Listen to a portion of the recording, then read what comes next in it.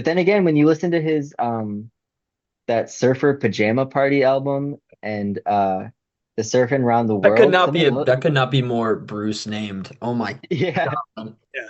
Welcome to my surfer pajama party. Oh, that sounds very bad. That's like a fucking ice cream truck trying to get like an 8-year-old. Oh my God.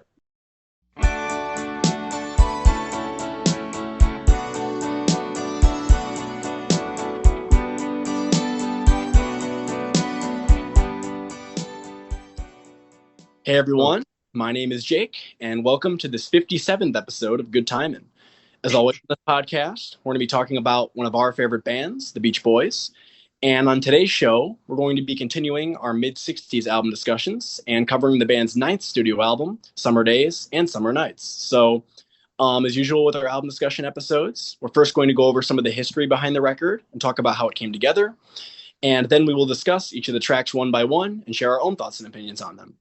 And then to close out the episode, we'll go over a couple of extra Beach Boys related tracks that were recorded around the time, including Sherry She Needs Me. So joining me tonight, I have my good friends Riley, Matt, and Nate, as well as our special guest, Derek.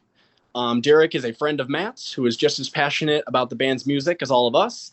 So we're excited to have him join the show and discuss this album with them. So before we get into some of the history and background surrounding the Beach Boys or surrounding Summer Days and Summer Nights, do you guys have any general thoughts or feelings about the album that you wanted to share? Yeah, I'll go first. It's a pretty good record. I kind of see this record as an interesting one because I think it's kind of like you still have Brian kind of like experimenting with new sounds and kind of trying new things, but also in a way kind of going back to some of the old themes that were explored. Yet you still have a lot of that musical sophistication that he was exploring on today. I don't like it as much as today, but I still really enjoy this record, and I'm really excited to talk about it tonight. Yeah, if you told me that this one came right after All Summer Long and then today came after this, it would probably make a lot more sense. But that's just not the case at all. I do like a lot of the material on here. I don't think I like it as much as today, though. I think today just has a bit more maturity to it, both in songwriting, but also I think in production. I think in the same way that I like today's version of Help Me Rhonda more than this one, I think that can be applied to a lot of the record because I feel like this is almost too exact with this arrangements. It's almost too perfect in a lot of the ways. Um, that being said, I think that some of the compositions on here are some of the best the band ever did, but I also think that there's a bit the it's not as I guess equal on all fronts with the compositions. You have some that just aren't really that great, and then you have some that are awesome. Whereas today is just consistent 10 out of 10 after 10 out of 10 after 10 out of 10. So I'll give you a take that will maybe be like the mirror image to Riley's thought, and I actually think everything Riley said was really well put. But in a way, I don't see this album as a regression. I actually still see it as a step forward because I love Today so much. I think Today is a perfect album, but at least as far as Brian's production goes, I think it's very clearly Spectre pastiche through and through. And it was kind of Brian just copying Phil Spector's formula to like the exact degree. And to me, Summer Days represents him not just copying Phil's sound, but beginning to infuse it into his own sound and take the Spectre wall of sound, but bring it forward into something different. And I think what Brian did with the wall of sound is he made it a little less foggy and a little less hazy, and you could hear things more distinctly. And when you get to Summer Days and Pet Sounds, you have that larger than life wall of sound experience. But unlike Phil's recordings, you can clearly pick apart the different sounds and it's arranged in a more colorful way. So I actually see this album as still a step forward in terms of Brian growing as a producer. But I do understand what you guys are saying about how the lyrical subject matter is definitely akin to their earliest albums. So I Derek? think it's an album that gets quoted a lot as being like a return to form kind of thing, but I don't really see it that way. Um, because I think he just kind of got better at disguising that complicated and lush arrangements as simple. And I think that's how he moved forward. And it kind of comes off as more like their older stuff, but it's it's starting to get more and more like towards the Pet Sounds type of production, kind of like what Nate was saying. I think there's also obviously we're starting to see a Beatles influence in this album. I think that's kind of unique to this album.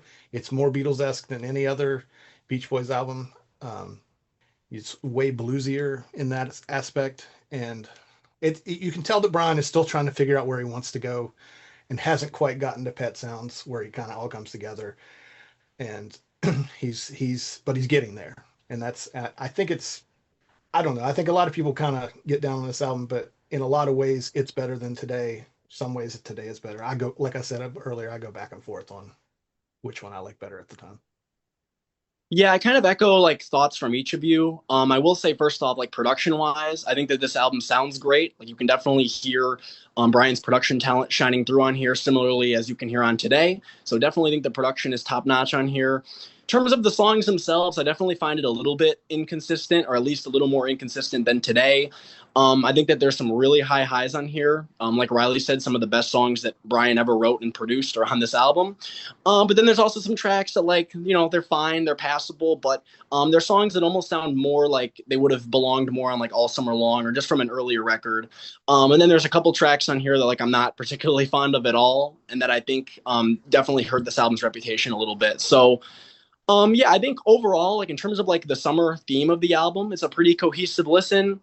Maybe there's a couple of questionable sequencing choices in terms of where some songs are placed, but overall, I think it's an enjoyable listen. And this is definitely an album that has grown on me over time for sure. For a while, I always viewed this one as a very spotty album, but now, honestly, I view it as a pretty consistent album with a couple of tracks that I'm not super fond of. So it's an enjoyable listen, and I think it'll be fun to discuss it with you guys tonight. So. All right, so now to get into some of the history behind Summer Days and Summer Nights, I'm going to hand things over to Nate. So Nate, do you want to talk about how the album came together and also how Bruce joined the band around this time? Yeah, so 1965 sure was a very busy time for the Beach Boys. First and foremost, Brian was enjoying the ability to stay home and write and produce and spend all of his time developing tracks in the studio, as opposed to splitting his time between the road and the studio. And of course, in 1965, he'd still come out for some performances or he would do television appearances.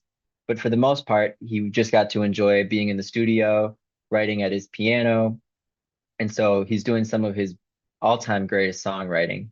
Meanwhile, the band is on the road as busy as ever, playing these huge concerts for hundreds and hundreds of screaming teenagers.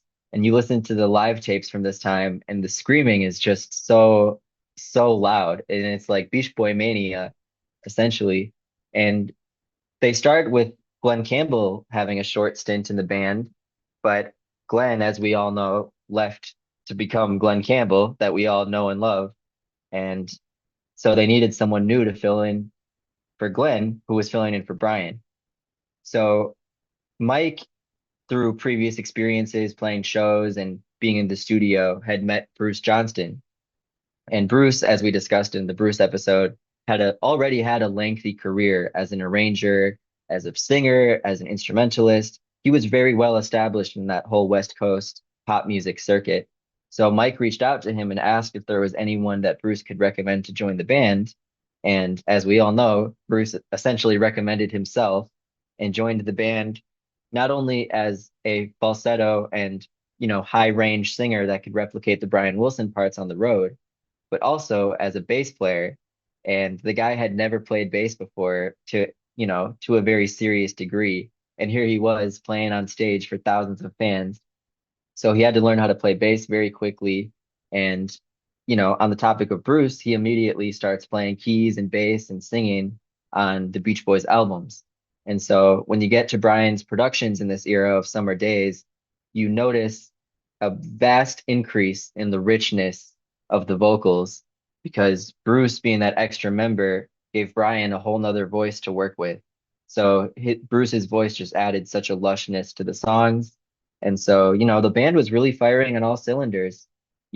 As Riley alluded to prior, this is when Brian was getting, definitely more into drugs. The kind of today era, he's flirting with smoking pot, but by the time of making this album, he's taking LSD and pills and different things. And it's crazy because that all is happening in the span of a year. He's going from very innocent stuff, a few beers and a joint to, less innocent stuff, but it's having an arguably tremendous effect on his creativity. So he's writing these magnificent songs like Help Me Rhonda and California Girls, Let Him Run Wild.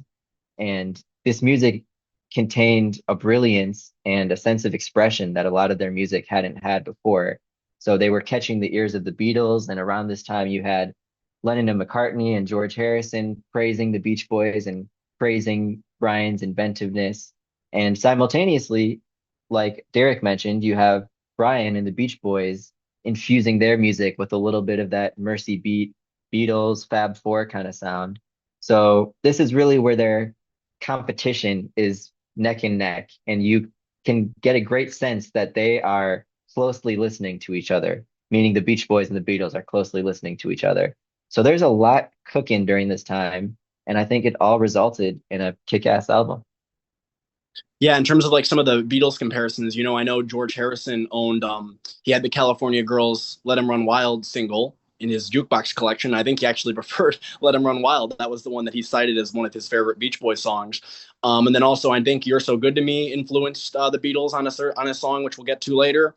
And then I believe also Girl Don't Tell Me is like, one of the most Beatles sounding Beach Boys songs that they ever recorded. So I think those are some examples of kind of where you can like audibly hear the Beach Boys and the Beatles influencing each other, which is interesting. So anything else you guys wanted to add? Riley, Derek, Matt? There's one thing, and I'd say Elvis definitely had this as well, but one thing you can credit the Beatles with is bringing a certain level of swagger to pop music, like the Beatles, they were just so fucking cool, like She Loves You and A Hard Day's Night and how witty they were. And it was just like a whole image and whole rebellion kind of thing. And I think up to this point, the Beach Boys are what I would call charming primarily. It was, 409 and Little Girl, You're My Miss America, and, this kind of quaint image. But I do think as soon as this album starts with that raw saxophone and there's just already a tone of a little bit more like swagger and maturity, which I definitely think you can partially credit to the Beatles as an influence.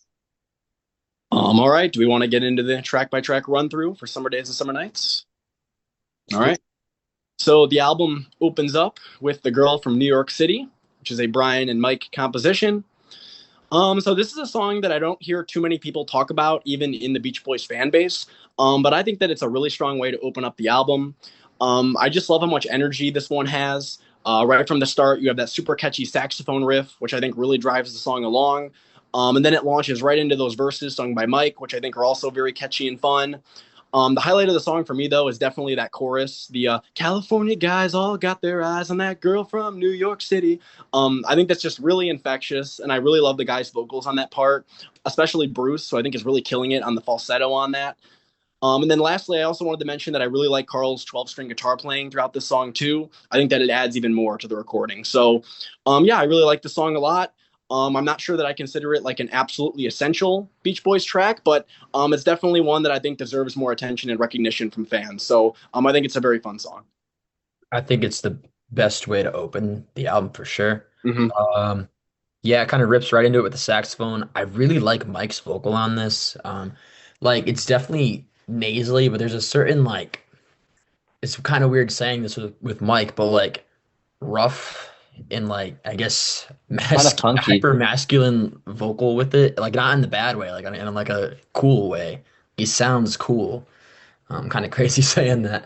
Um, and then yeah, I did not know Bruce was on that falsetto. I thought that was Brian. Yeah, Bruce. How do you learn that?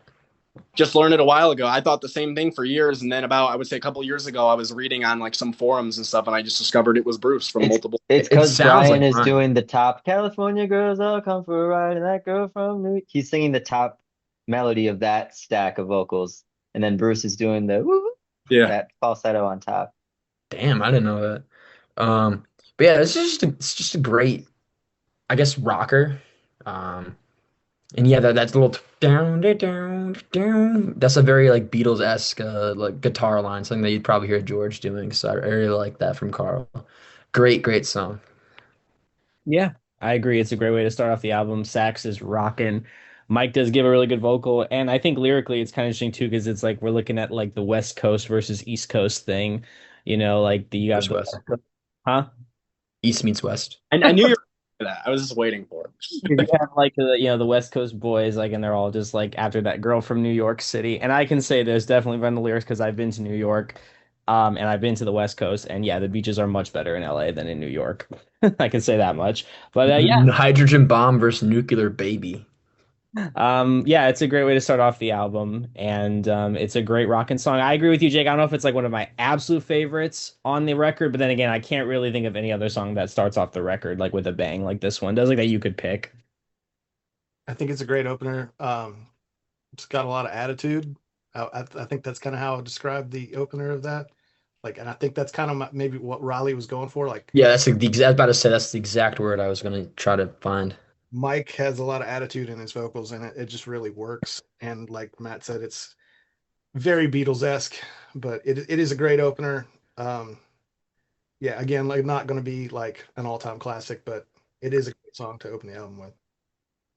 Yeah, it's such a signifier of where the Beach Boys were at and also where just pop music was at as well. For me, as soon as you hear those opening saxophone notes, you're instantly like, oh, wow, we're in for something different than we've gotten from the past few albums because it's all of a sudden so much groovier and it has that swinging 60s vibe to it, and things are a little more loose and a little more, driving.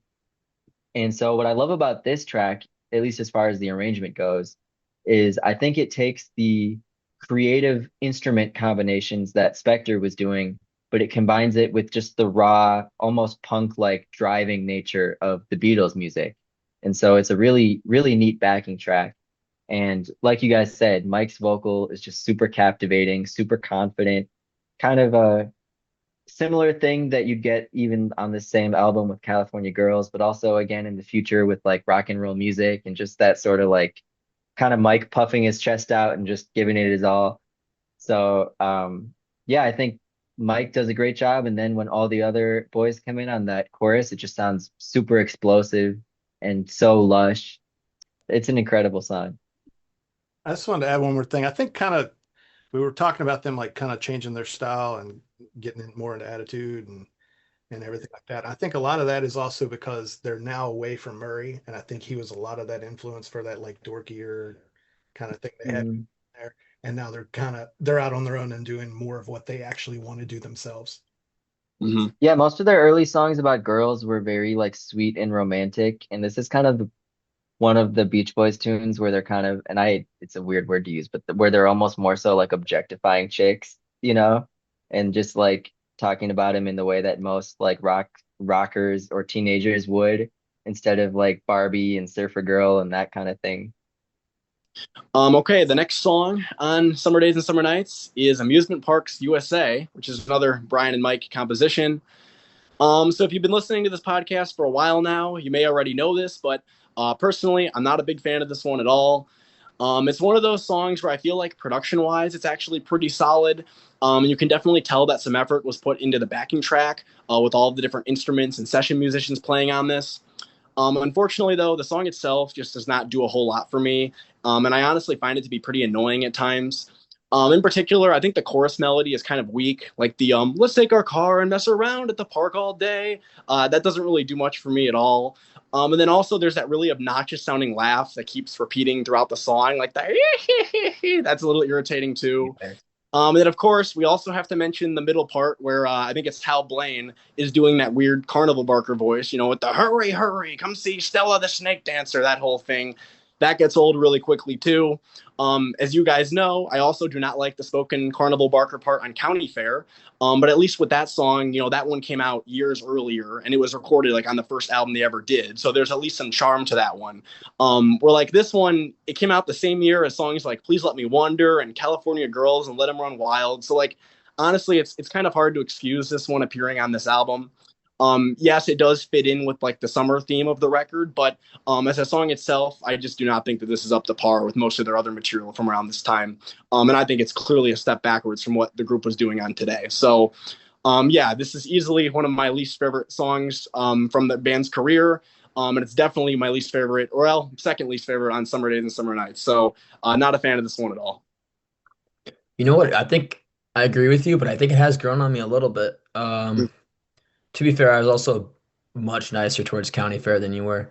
Um, yeah, I think the laugh track should probably be mixed down a lot. I don't hate the fact that it's there. I just think it's very high in the mix and very loud. Like if you like maybe turned it down, mix it a little bit lower, I wouldn't have minded it as much. But I think the melody is definitely there, and I'm actually a big fan of the production on that. I like the was it an organ that's being played?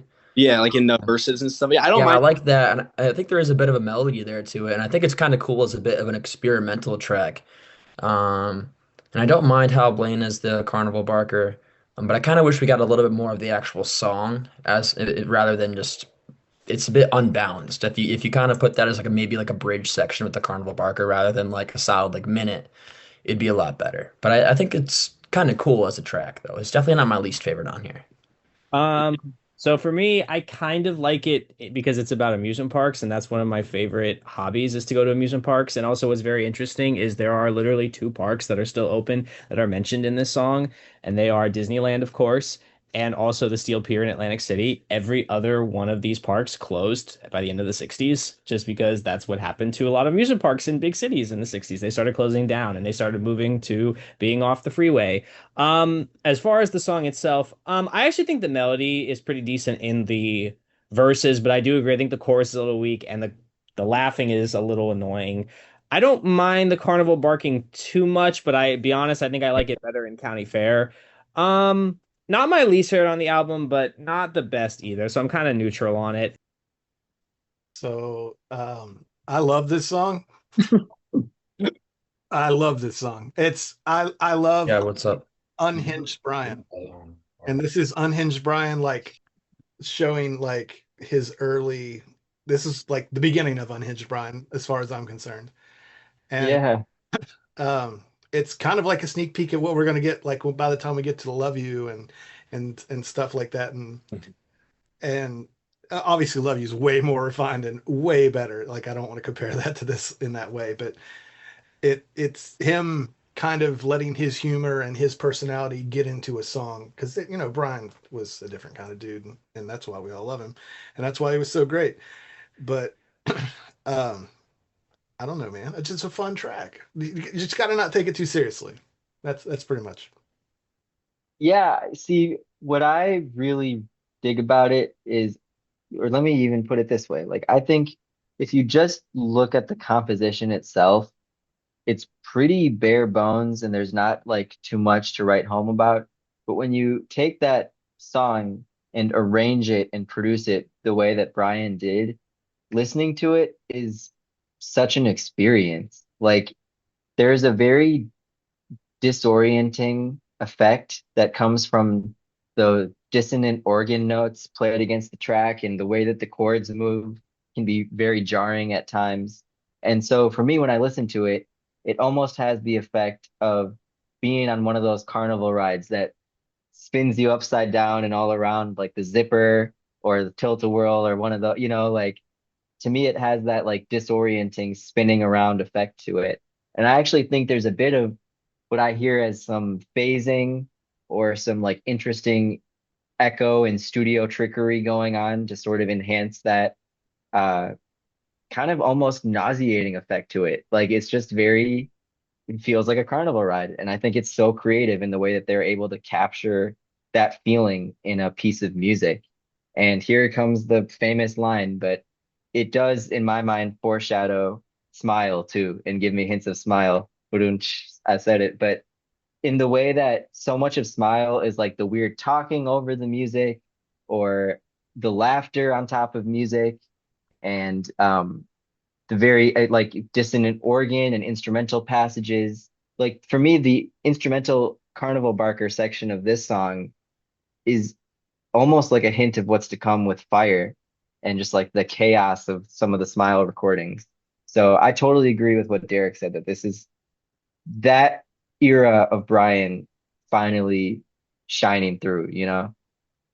Yeah, honestly, like I totally get where you guys are coming from with it. And I actually think I had that comparison cross my mind too. Like this is almost like a foreshadowing of like Corky Brian, like with Love You, like Derek mentioned. But like, yeah, I just think like this song, like compositionally just doesn't do a whole lot for me. It doesn't click for me. But again, like I said, I think the production, like the backing track and stuff, I don't really have a problem with it. Like the organ, like it totally fits in with like kind of like the subject matter of the song. And then at the end, like when the song fades out and you have like that really rocking like instrumental part, like with the guitars just like jamming out, I really like that a lot too. It's just like the changes that are happening throughout the song just don't click with me, I So do wish it had a full fleshed out chorus and not just like a little like the refrain. yeah, yeah. Yeah, like if it was like a full chorus idea, the song maybe could be elevated to something that's more memorable as a song itself and not like a production. Are Yeah. we talking about amusement parks still? Yeah. Mhm. Because I just feel like, like with a lot of songs that I really love, it's like they build up to a big moment, And like on this Right. one, I just like okay, yeah, like you guys said, the verses are reasonably catchy. I don't really have a huge problem with the verses. But yeah, it's like that's what they lead into though. It's just like, let's take our car and mess around at the park. Like that just doesn't satisfy me. So I'm gonna sound like Nate, but I kind of feel like this is like pre-smile. that's what he said while you were Yeah, I gone. just said that. Yeah. I yeah, I mean, how did I know?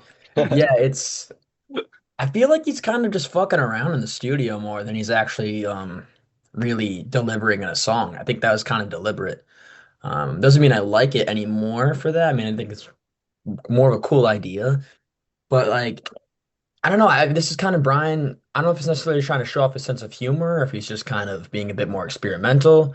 Um, but it definitely feels like more of a production rather than like an actual song because you kind of hear him messing around like this. I think production wise, this is actually like one of the more interesting songs on the album because you got a lot going on, you have a lot of ideas, but Yeah. I don't So know. It's like 50% surf rock and 50% zany smile type material. It's Yeah, like if you fuse those two parts of their career into one song. I'm a mhm. big fan of the studio as an instrument production, that type of concept. And to me, this is Brian doing something like that that has nothing to do with Phil Spector at all. And I don't hear Phil Spector in this at all, and it's still very unique. And I don't name another song that sounds like this ever. County Fair. Well, I mean, Yeah, the only one other one I could think of is their version of Palisades Park. well, Brian, okay. I mean, Yeah. who but Brian could do this? Yeah.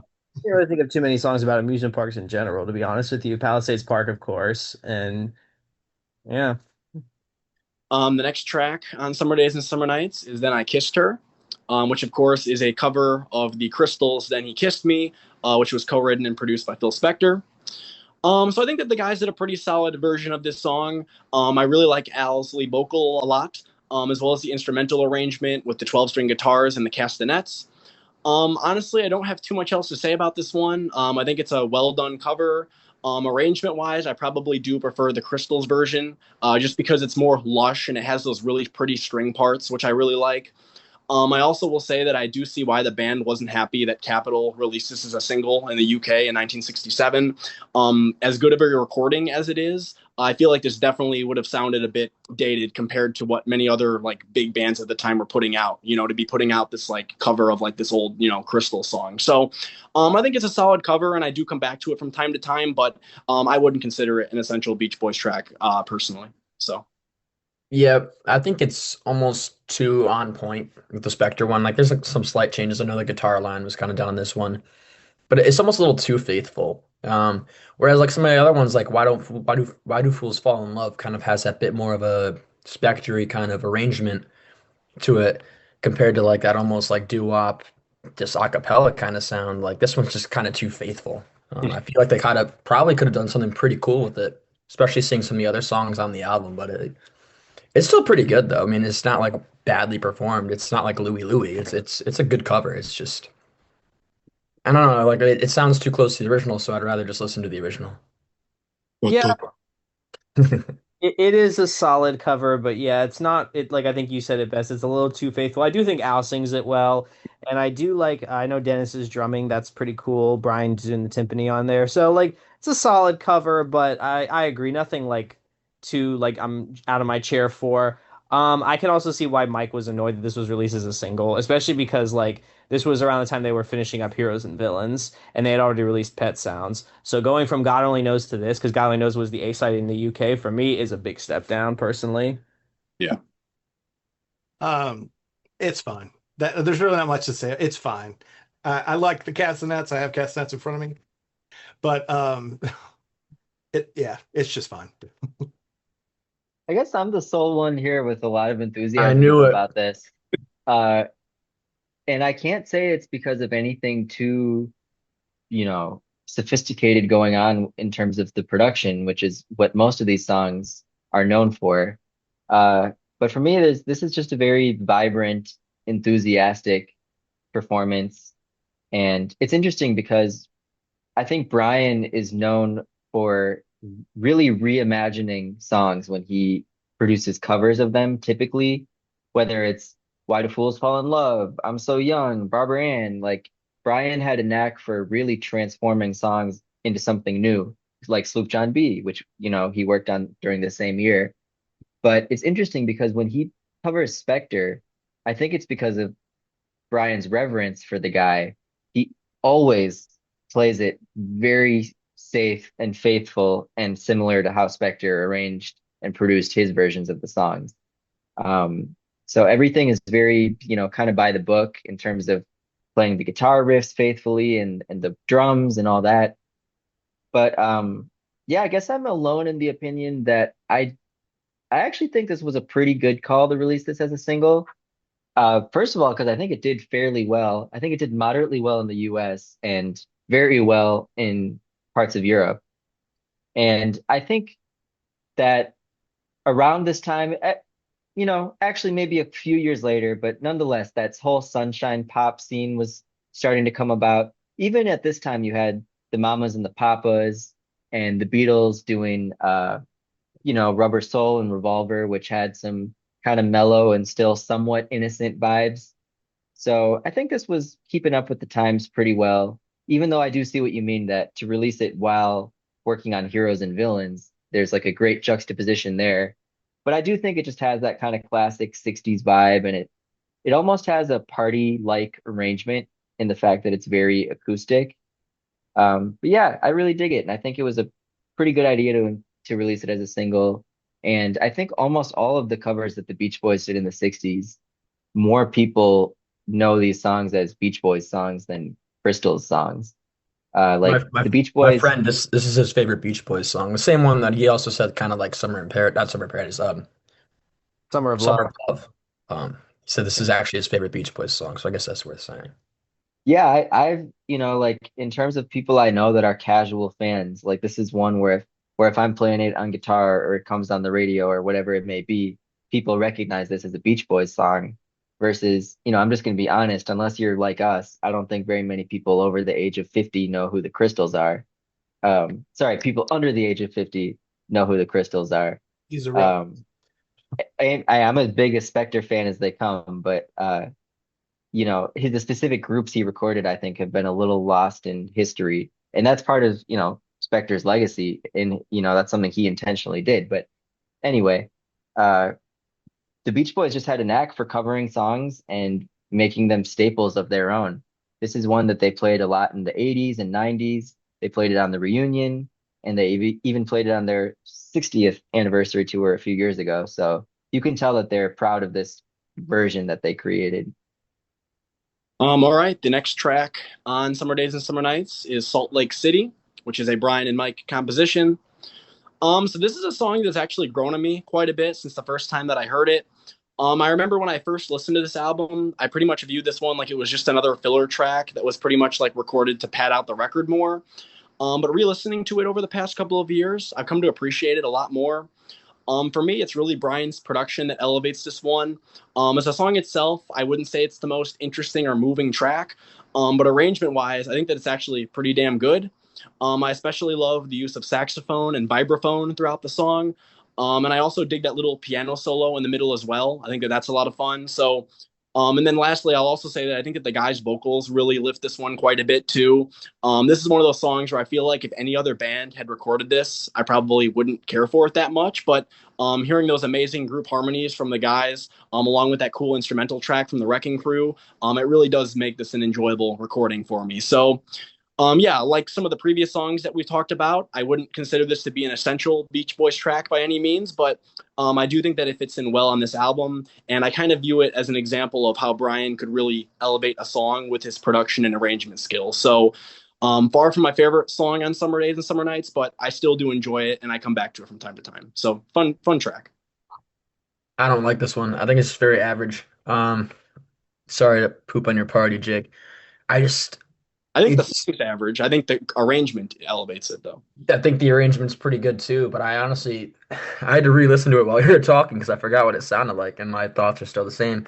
It's just I put this on the same level as Pom Pom Playgirl. It's sorry, it's inoffensive, but it's also forgettable.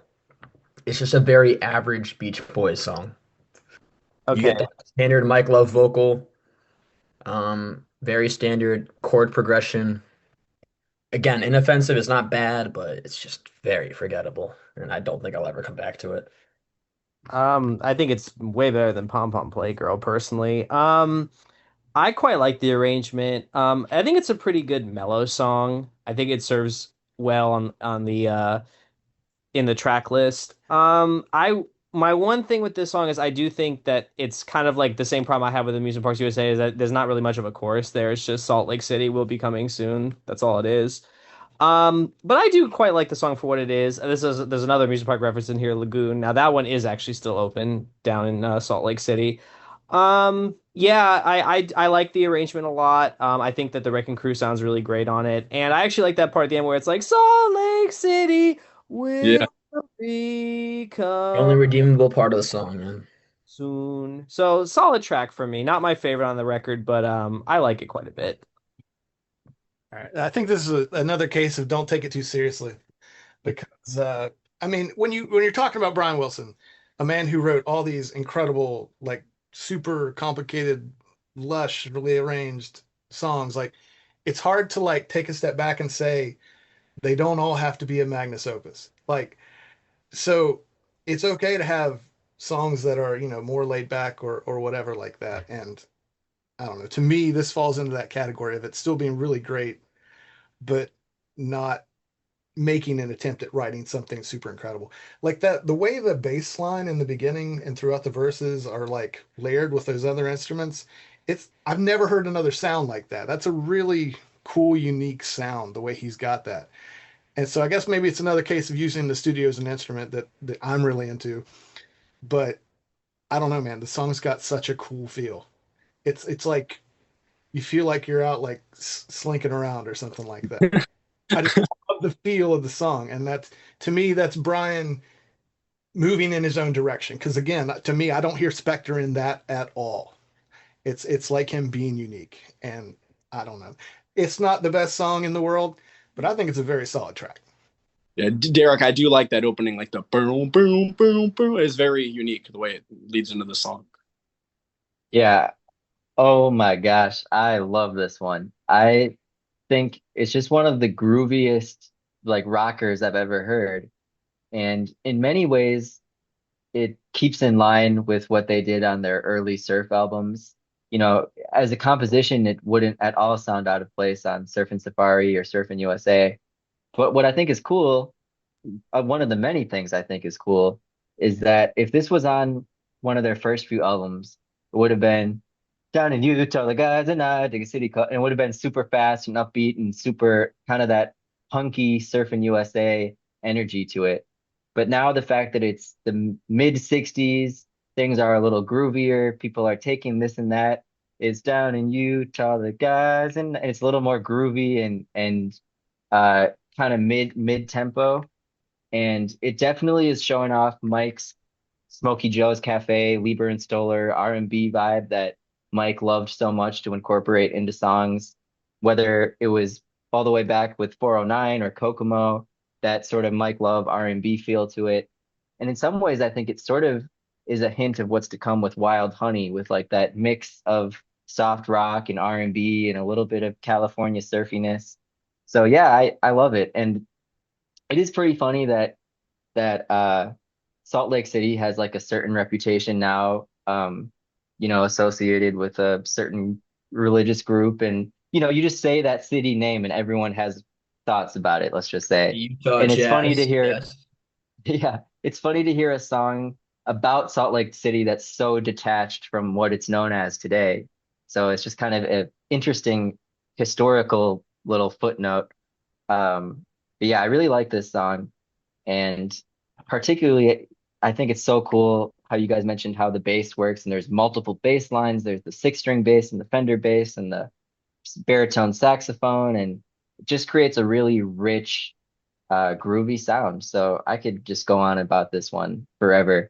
And I really recommend check out, there's a session tape of this song on the 2001 CD called Hawthorne Boulevard, and you get to listen to Brian producing this track. And for me, listening to that gave me so much more enjoyment of the final version because to hear Brian coaching the musicians through the weird rhythms and the kind of interesting blend of notes was just super cool and made me appreciate the song even more. Correct me if I'm wrong. Didn't they write this as like an appreciation to the city for kind of being Yep. like one of their biggest crowds? Yep. Yep. Yeah, and they still play really big shows there to this day. Yep. And this is a song that they pretty much always play whenever they're ever in Salt Lake City. Pretty much has been consistent since the 80s in their rotation. All right, the next song on Summer Days and Summer Nights is Girl Don't Tell Me. So this is a solo Brian composition with a lead vocal from Carl. So for me, this is the second real highlight on side one of Summer Days. I've always really loved this one a lot, and I remember enjoying it the first time I heard it. Part of that might have to do with the fact that this may be the most Beatles sounding song that the band ever recorded. It really does sound like it could have fit in on one of the Beatles mid 60s albums, particularly Help. But beyond that comparison, I just think that this is a damn good song. I really like the melody. I like the kind of sad and longing lyrics. And I especially love Carl singing and guitar playing. I know that Carl sung lead on Pom Pom Playgirl from Shutdown Volume 2. But for me, this is his first really great lead vocal performance where he just sounds very confident and you can totally hear his potential as a singer. And then, of course, you also have that jangly 12-string guitar riff from Carl, which I just always love hearing. I say that that's definitely the most Beatles sounding part of the track. You know, it kind of reminds you of like some of the Beatles mid 60s work, like Ticket to Ride, and some of those songs with the real jangly guitars. So I also wanted to mention too that I really like Bruce's Celeste playing throughout the song. Considering that this track has no backing vocals, which that was kind of a rarity for the time for Beach Boy songs to just have a sole lead vocal with no backing vocals. I really do think that Celeste part adds a lot to the song, and it kind of prevents it from sounding almost too stripped back. So, yeah, overall, I really love this one a lot, and I'd say that it's one of the deep cuts that I come back to the most from this era of the band. So, just a really great song. Yeah, I'm a fan of this one. I really like it. I definitely think the guitar kind of carries it for me. I love that. I'm a sucker for jangle pop, so it has that very like jangly guitar riff going on. I Mm. especially love that little breakdown. Even if it is kind of a Ticket to Ride ripoff, I think it's done very well. It is literally just the Beach Boys doing their own version of Ticket to Ride. Like it's kind of in your face, but I do think it's a very good song. I don't know if I put it in such high praise as you do, Jake, but I do find it is one that I definitely come back to a lot. So I still think it's a great tune, and I definitely love Carl's vocal on it. I love this song personally. Yeah, it definitely is a bit of a rip off to Ticket to Ride, but I still think it works. Carl sings it really well. It's a very melancholic song. I love the whole backing track. Carl's 12 string is great. Dennis does a great job on the drums, doing those fills like Ringo does on Ticket to Ride. And Bruce's Celeste is great too. And you have Brian on the bass. This is one of those songs that is mostly the band doing it. You have Ron Swallow on tambourine, but that's it. This is mainly them doing it. And I think that it kind of stands out because it doesn't have backing vocals, which is, again, different from them. And I think that it was a really smart choice of Mike to have this on Endless Summer to like kind of push for it to be on there because I think it's a really great, great track. And I've always really loved this one. One of my favorite deep cuts from the era. So an interesting thing about this for me is back before I did like a deep dive into the Beach Boys and just kind of knew the hits when I was younger and stuff like that. when I was in high school, there was like a 90s band that had a girl lead singer that did a cover version of this. And that's actually how I first heard this song. And I thought it was a great song. I had no idea it was a cover. Years later, discovered it was the Beach Boys. Obviously, their version is way better, but the other version was great as well. So it's kind of got like this like super memorable place for me because of that discovery. And it's a great song anyway. Obviously, everyone's already quoted it. It's very Beatles-esque, at least in the early sense of Beatles. Um, I think "Wake the World" is like the most later sounding Beatles Beach Boys song, but that's another time. Um, great song, great vocal by Carl. Like Jake said, Pom Pom Playgirl. That doesn't count. This is Carl's debut, man, and he killed it. That's really interesting, Derek, that you said some girl in high school covered it. It was a real band. It was a band called Fuzzy, and the album is called Electric Juices. If anybody wants to check it out, but they were from like Massachusetts. It was just like something I found in high school. That's I'm really looking that up right now. cool. Riley's not too far from Massachusetts, so Oh, cool. Or no, it Connecticut. might have been Rhode Island, yeah, it was up there somewhere, New England. So allegedly, the way the story goes is that Brian actually wrote this hoping that the Beatles would record it. And of course, Paul and John said, "Hey man, we write our own songs. We're not going to record it. Sorry."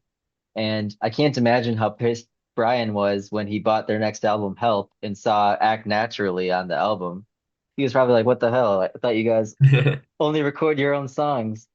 But I think it worked out in the end because, this is a classic Beach Boys recording, and it has a kind of that quintessential 60s sound to the background track with the different, 12 string and acoustic guitars and the keyboards courtesy of Bruce.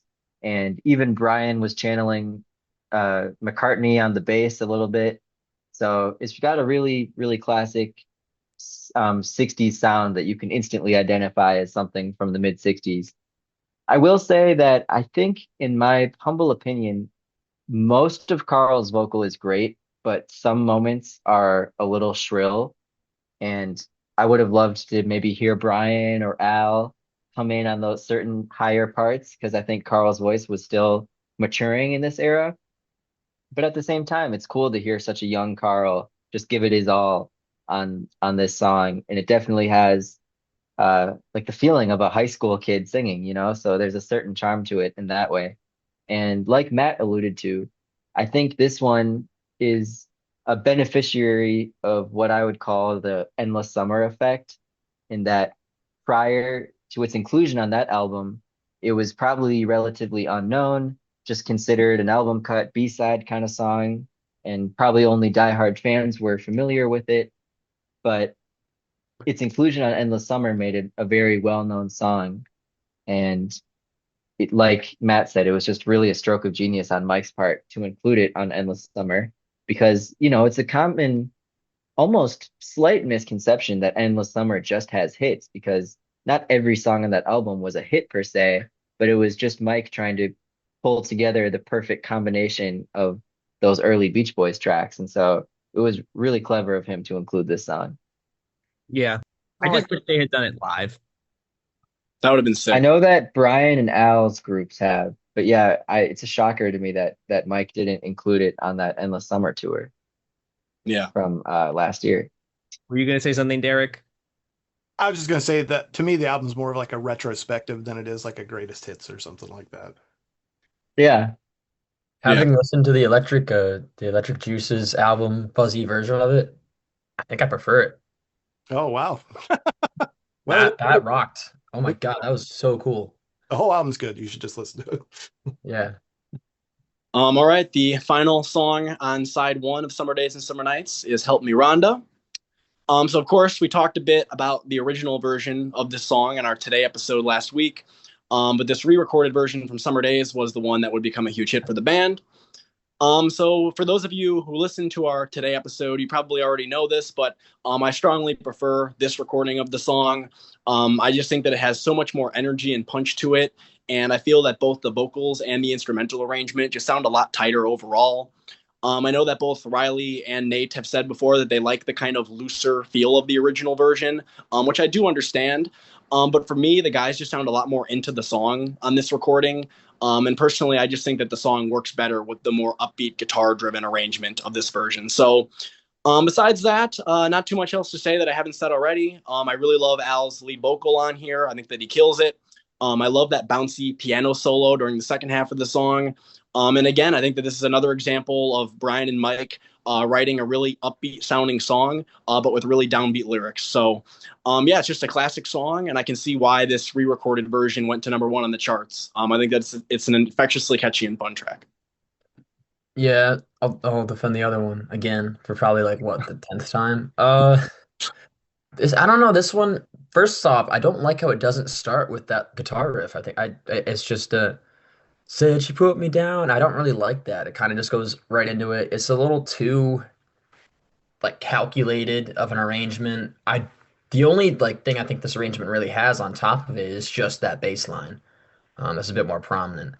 I think Al's vocal on the Today version is just a lot more loose, easygoing, and not so much forced. It seems a bit more of a natural vocal.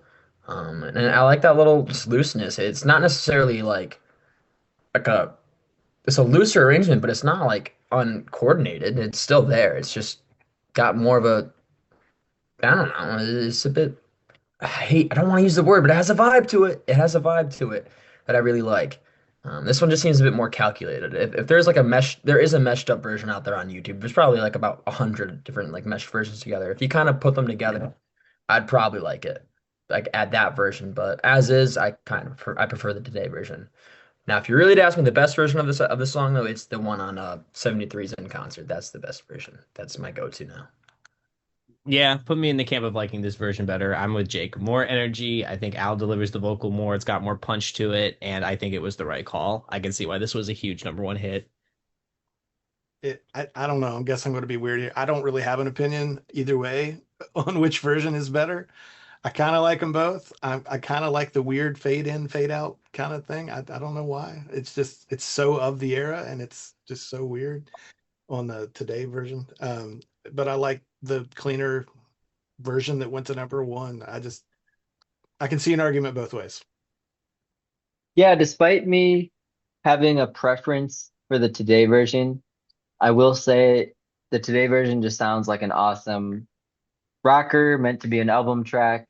No one's taking it too seriously, but this version sounds like a number one hit, like I can only imagine being one of the musicians or band members or engineers and listening to the final mix through the big studio speakers and just hearing that amazing sound.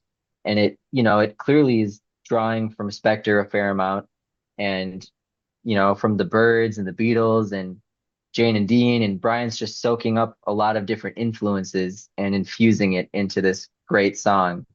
So I really do think it's a perfect pop rock song. It's just so darn catchy. And like you guys mentioned, the bass line that's added in this version just elevates the song even more. So yeah, I mean, I think everyone could agree that this is a spectacular song. So I probably don't have a whole lot more to say, but it's just so damn fun. And I could listen to this song on loop forever and still be singing along. Hmm. Yeah, I guess personally, I just feel like, and again, I know Nate, you said before too that the original version that you heard for the first time was the Today version. So you grew up more with that version, right, over the summer days. Yeah, because that's what was on in the summer. Right. Yeah, I I think had that like in the summer too. That's how y- I got into it. yeah, I think for me, like again, part of it has to do with the fact like this was the one that I first heard. I didn't discover the Today version until I became like a big fan of the band. But I just feel like a song that's like, as catchy and fun as this, like I almost feel like with the catchiness of the chorus and like the repetition, like it almost like benefits from like a tighter arrangement. I see why you guys like the Today version, but just like for me, like I just feel like a song like this with like such upbeat energy and stuff, like it just benefits from a tight arrangement like this version has. So Yeah, I actually love when bands record multiple versions of their songs because Like for surfing. me, sometimes I can adore a song to death, but hearing the same recording of it might get a little old. So I love having different versions of Help Me Rhonda, different versions of Cotton Fields and Be True to Your School or Surfing. or even There's a couple Forever. of versions of Be True to Your School, yeah. Be True. Yeah, right. Yeah. There's a Both. couple of versions of Forever too. Yeah, that was my point. All right, let's flip the record over and move on to side two. So the first track on side two of Summer Days and Summer Nights is California Girls, which of course is another Brian and Mike composition. So I don't know what you can say about this song that hasn't already been said before. It's just an absolute classic. Of course, right away you have that iconic opening with Carl's 12-string guitar part. You have the amazing instrumental arrangement from Brian with the Wrecking Crew, the really gorgeous group harmonies throughout the song. And then, of course, Brian and Mike's lyrics, which personally, I feel like the lyrics really fit the music so perfectly. And I think that they also played a really big part in why this song was such a huge hit at the time. I think I remember reading somewhere that Brian described this song as a hymn to youth. And I think that that's a perfect description for it. It's just one of those songs that just makes you feel alive and ready for the summer. And I just love it. So I can see why this is still one of the band's most well-known and beloved songs today. And it's one that I remember being a fan of even before I got super into the band. So just a classic recording. And I also wanted to mention too that researching before this episode, I read that Brian's father Murray urged him to eliminate the intro, like with the orchestral, the interlude, like with Carl's 12-string part. Thank God they didn't get rid of that because like that's the most iconic part of the song, like when the band, opens up their concerts and you hear that guitar part come in, like that's like just such an iconic and like cool moment, so like I can't imagine the song without that. So Yeah, this is just iconic. Um, I still, even though they did this like 4 years later, I still, every time I listen to the song, I can't help but picture like Mike in his little like sailor outfit, just like strutting around stage, singing the song. Again, it's crazy that I'm putting this word with Mike Love, but he just had so much swag doing that. Like this, like he kind of knew he was him, and he just like, you just, it, iconic. Also with Dennis in the background, just like, just with that with sailor hat on too. Um, the intro, I mean, yeah, it's like maybe the best part of the song, and it kind of has little to do with like the actual like main melody to the song. It's just kind of like almost like shoehorned in, but it still works perfectly. And I love that you kind of get that little repeat of it with the this is one of the few cases where I actually think Bruce's voice actually adds to the song. I can't not to hear him go, "Wish they all could be California." Um, That was which good. It I was. do a great Bruce impression. Just ask Jake. wish they all could be Yeah, California. it's crazy that my least favorite Beach Boy. I actually do like my voice is probably the most similar to his. Sucks. Yeah, it's just this song just emanates just some crazy energy, and I think it's probably safe to say this. Not only is this like the defining song for like the California music scene in general, it might be like the first sunshine pop song to ever just exist. Like you could probably think of like a couple of songs that maybe like Mr. Tambourine Man. No, not Mr. Tambourine. That's more California sound. But like Sunshine Pop, like this is like maybe the first song I think in that genre. Literally sunshine because it's talking about California girls. To quote, I'm going to quote that Lady Gaga meme: talented, brilliant, incredible, amazing, show-stopping, spectacular. I mean, seriously, this is an amazing song. First of all, I'm very glad that Brian kept the intro in. I think that there's a similar story where like Quincy Jones wanted to cut out the intro to Michael Jackson's Billie Jean because he said it was so long you could shave to it, but like it helps make the song. That intro helps make the song. I think you said it best, Riley, where it's like kind of disconnected from the main melody, but it adds so much. I think that this is a really good meshing of kind of Brian and Mike really coming together because you have like Brian doing all these crazy things with the instrumentation and the arrangement, but then you also have Mike just delivering like his kind of deadpan, well, East Coast girls are hip, and it just fits so well, because they're like singing an homage to the place they grew up and the place that they love and that they think have the best girls in the world. Also too, not only is this song super iconic, but it was super influential too, because you have like back in the USSR, obviously is like taking influence from the, like the well Moscow girls and blah blah blah, and then also other songs that use the to have a title homage. Big Stars, September Girls. The Magnetic Fields have a song called California Girls, and of course, Katy Perry has a song called California Girls. And I know in that one, Snoop Dogg has a part where he's like, "I wish you all could be California girls." And I know Katy Perry's kind of made fun of nowadays, but she is a big Beach Boys fan. She once said that God Only Knows is the song she wished she wrote. I agree. Bruce's part is excellent. Like it adds in there. Like I can't not hear him in the song. And I just think it's an amazing song. It's a masterpiece. I mean, seriously, like what a brilliant, brilliant song. Kind of funny you mentioned the lyrics, like saying that like they think they have the best girls in the world. And for years I thought that's what it meant, but I don't think that's what it means. I think it means that they love all these different type of girls all around the world, but they wish they were all in California with them. Hmm. Yeah, I've heard Mike say that before. Yeah, okay. Well, that was my interpretation. I've never heard him say that, but I guess I guess correctly. But to me, this song, I've heard this song for like 40 years. I'm the old man here, obviously, but it's one of the earliest Beach Boys songs I ever heard from back in the day. It's always been incredible. I think Brian said it was the first one he wrote on LSD. Like he took LSD and he just walked to the piano and the intro is what came out. Which, if that's the case, then it's like he opened a portal and pulled that intro in from another dimension because there's nothing out there that sounds to me anything in the realm of that intro. That to me, it's obviously the crowning achievement of that song. The rest is a really cool song with like a shuffle beat with like some Brian always said it was like a Bach influence for that shuffle beat. And it is really great, but that intro, like, there's nothing else on this earth like it. And yeah, I'm glad that they overrode Murray on that one, as it turns out. Yeah, seriously.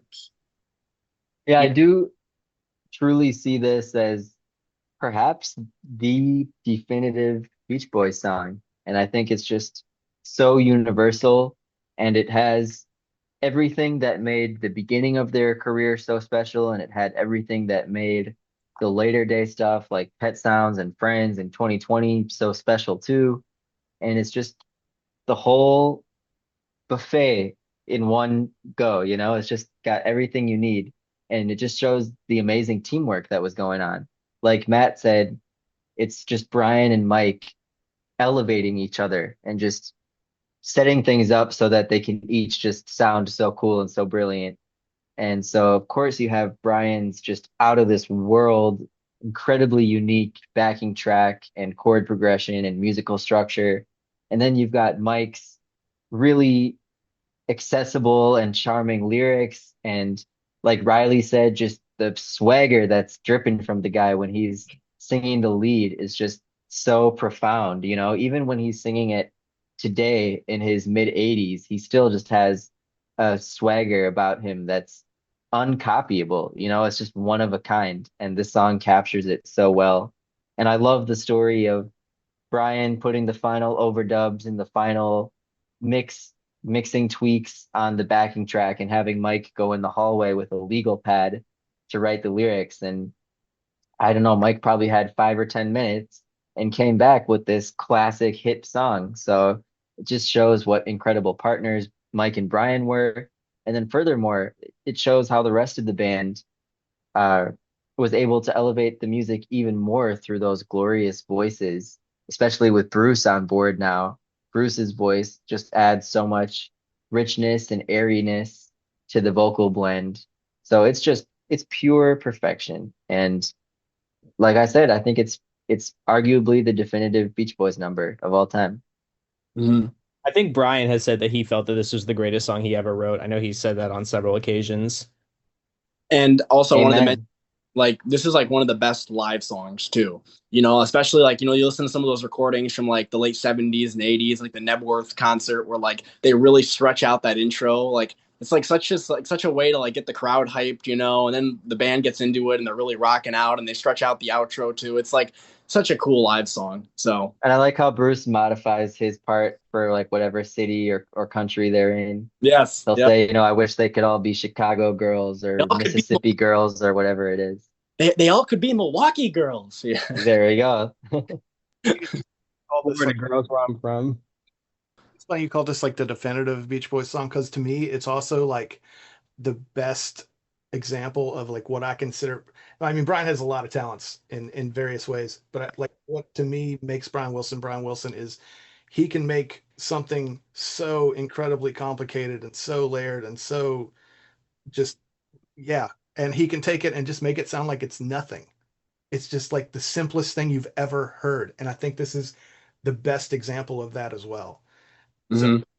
I I agree. can't imagine how Mike was feeling in the hallway hearing this play over the speakers with that like circusy vibe it has with the organ and the shuffle. How it starts with the da, da, da, da, and then goes into the straight da, da, da. Like it's honestly blows me away that Mike could write such a great song on top of what Brian was doing with the track because it's like you said, Derek, it's so sophisticated. And then Mike adding the great vocal melody and lyrics just makes it so seamless where you don't even realize how complicated it is. All right, the next track on side two is "Let 'Em Run Wild," which is another Brian and Oh, Mike composition. So as much as I love California Girls and Help Me Rhonda and some of the other songs on this album, this one is definitely my favorite. I think this is just a gorgeous recording from start to finish.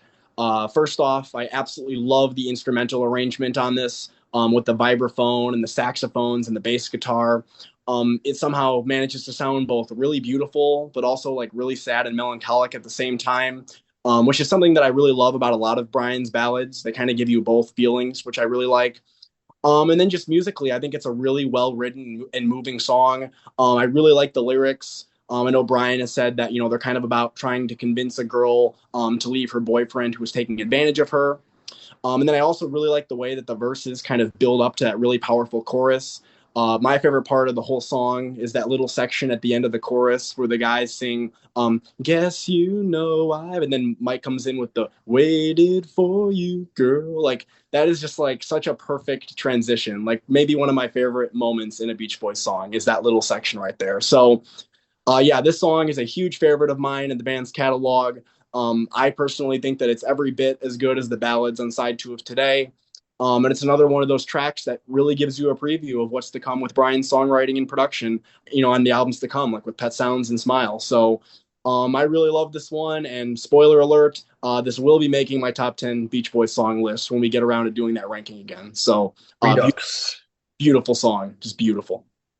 Yeah, this one's incredible. It picks up right where California Girls kind of leaves off in terms of just arrangements, productions. It's more of that. And yeah, Jake, you kind of stole my line. I was gonna say the "Guess you know I'm waiting for." That's maybe the best part of the song, and it's such a Brian Wilson transition from like the chorus to the verses again. And I love the slow build up, the and then you get the build up of all the instruments coming in, and let him run wild. You don't. It's just so gorgeous. Um, yeah, I think side two absolutely carries this album because there's a lot of great ones.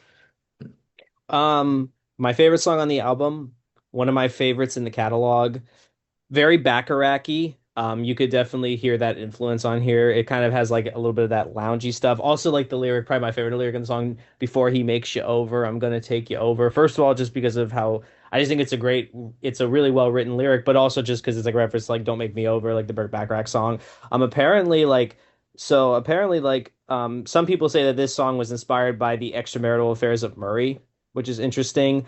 I can't believe Brian didn't like his lead vocal on here. I think personally he sounds incredible on it. I know he hated it so much that not only did he veto this from being on the mating or the Good Vibrations box set, but he also re-recorded the song on Wasn't Imagination. that "You're So Good to Me"? No, No, let him run wild.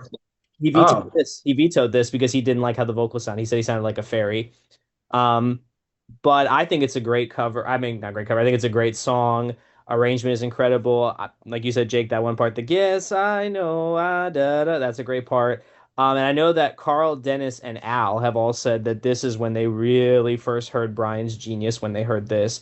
Just an incredible track. Incredible track. One of my favorites in the entire catalog. So it's a case of like, to me, it's like doing so much with so little. Like those lines that, like what you guys are talking about, like the after the chorus that wrap back around, it's so clean and perfect and so subtle and just it's so tasteful. Like I can't believe someone thought of that. Like as someone who writes songs, like it's just the most simple, most direct, yet somehow still so unique way of like transitioning back to that verse. And the way he uses like those major seventh chords throughout the song, it gives it this just such a laid back feel. This is one of my favorites as well. And I don't even mind the version on Imagination. I still think it's pretty good too. It's such a great song, it doesn't matter. And for him to not like his vocal, that almost hurts my heart, man, because he kills it. His falsetto sounds so good. So good. It's so sharp and shrill, but like it's so counterintuitive to the song that it works so well. I don't it's one of the greatest Beach Boys songs ever. I'll just say that. I think sometimes we're our own worst critics. I think it's the same reason why John Lennon said he thought "And Your Bird Can Sing" was a worthless song, whereas many people will tell you that's one of his best. Sometimes it doesn't make any sense. Maybe like my favorite Beatles song ever. It's Yeah, and John Lennon said it was worthless. He said it was fancy paper on an empty box. We all know, like, I mean, we can say what we want about like Brian's like later mental health problems and collapse and everything like that.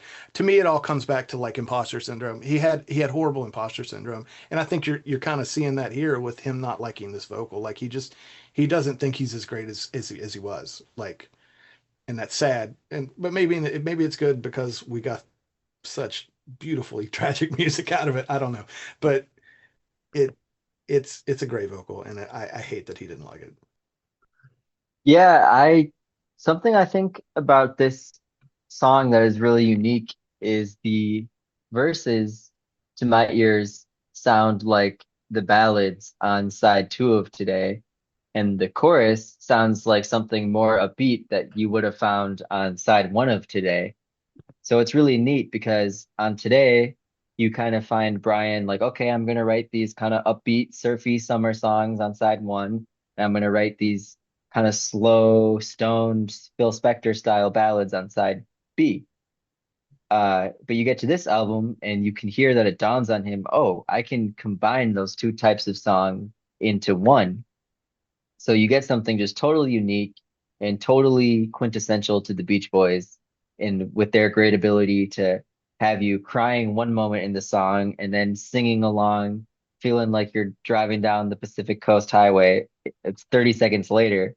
So it's just so unique, and it's really it's like the song is almost in a way spiritually uplifting and healing. There's just something about it that is just so profoundly gorgeous. And I kind of know why Brian didn't like his vocal. I can sort of understand where he's coming from because I think you hear vocals from him in that range that are a little uh like stronger performances. And I don't even mean better performances, but I mean there's just more strength and guts to the vocal.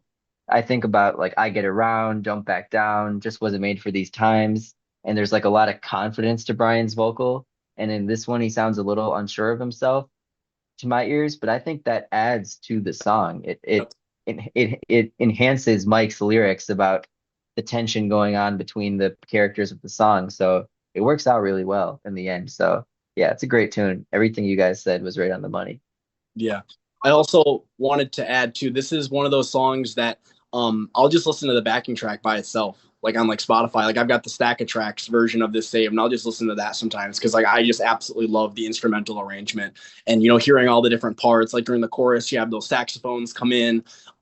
During the verses, like kind of like that bass line, like the boom, boom, boom, boom, boom. It's just like such a cool arrangement, and it's one of those songs that yeah, there's only a select handful of tracks where it's like I enjoy the instrumental pretty much like about as much as I do the song with the lyrics and the words. And like this is one of those songs where it's like I'll just listen to the instrumental sometimes. So And this is one that Mike and Bruce and their band actually did perform last year on their Endless Summer tour. Unfortunately, it wasn't performed every night of the tour. It was only performed sporadically.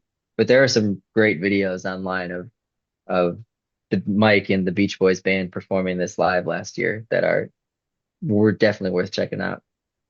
I think it's something that needs to be said also that this is probably like the first like song that has like a real strong jazz influence to it that I can think of in their catalog. And I think he said that this was one of I don't know if this was written like more with Today or at least early on in this album's process, but I think this is supposedly one of the first like marijuana influenced songs that Brian wrote. He has said that. And yeah, it does kind of sound like it was written maybe like during early Today work, and then they just held it off for this because it does kind of have that feel to it. All right, the next song on side two is "You're So Good to Me." So this is a song that I actually remember slagging off a bit on one of our past episodes. Not because I don't like the song, because I do enjoy it, but because I just didn't really consider it an album highlight compared to some of the other material on here. That said, re-listening to this one over the past year or so since then, it's definitely grown on me more. And I'd now say that it's probably like right on the cusp of being like one of my top five favorite songs in the album. It's like just about a highlight for me. First off, I really love that little guitar riff that opens the song, like the bow, bow, bow, bow, bow, bow, bow. I think that that's just super catchy and fun. And I also really love Brian's lead vocals during the verses as well. He definitely helps sell the upbeat and cheery lyrics of this one. I will say that I used to find the chorus a little bit repetitive with the la la la la la la la's. But honestly, like, re-listening to it over the past year, it totally fits the vibe of the song so well. So it doesn't even really bother me anymore. I also do think it's pretty cool how the Beatles kind of borrowed those like la la la backing vocals when they were writing the song "Girl" from Rubber Soul. You can definitely hear that on there if you listen to that song. So I think that that really does show that both bands were paying attention to what the other was doing around the time, which is pretty neat. So I know I've used this term before, but for me, this is just an infectiously catchy song, and I can see why this is one of the better known deep cuts from Summer Days. It's just a lot of fun. So I'm still not sure if I'd consider this an absolutely essential Beach Boys song, but I do enjoy hearing this one both on the album and by itself. And then I also wanted to mention too that the current touring band does do this song quite often, and Bruce sings the lead on it, and Bruce just like kills it. Even at like 82, 83 years old, the guy just sounds amazing singing the lead on this. So if you ever see I the was stunned how great he sounded when we saw them yeah, recently like, and he yeah, sang this. yeah, My anybody jaw hit the floor, I think. anybody who's seeing the Beach Boys touring band, in the coming months or weeks, like definitely when this song starts, like pay attention because Bruce is gonna kill it. So Yeah, I think this is an essential one. I definitely think it's top three on the album. Uh, I love the la la la la la la part, and I especially love the "You're my baby." Yeah, I love that part over that. I think it just fits perfectly. I don't. Is it a guitar intro? I thought that was like an organ. Mm, It's a I, guitar, I both. read it's a guitar with like an effect kind of on it, like So a it's like like A Brian said in that like Leslie. mid '70s interview. He's like piano guitar. It's actually one instrument. Definitely chorused. Yeah, I It's a think. Leslie rotator from an organ. So it's a guitar being routed into the speaker cabinet of an Mm. organ that spins around and gives it that Which warbly was like sound. basically early chorus. Yeah. Wow. Um, wow. It's Jake, you're right. It's just overly infectious. It's just a great track. I think it is essential. Yeah. I think that that's like a great three-song suite. California Girls, Let My Wild, You're So Good to Me, one of the better ones in their catalog. Very catchy song. I love the intro with like the guitar through the Leslie speaker. That actually is Carl playing the guitar. This one actually is pretty much the band doing everything. So Dennis doing the drums, everything, which is really cool. Um, Great catchy song. Brian sings it well. The backing vocals, of course, were an influence on the Beatles with the la la la la la is on Girl on Rubber Soul. The tit tit tit tit tit. So they actually were influenced by the Beach Boys there. Yeah, it's a really great song. A little bit more simplistic than what came before, but it's so damn catchy. I don't even care. I really enjoy this song. So, like, when I was young, this was on.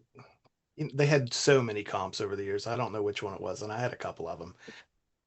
It might have actually even been called "You're So Good to Me," but I loved this song when I was a kid. It's an all time classic Beach Boys song to me.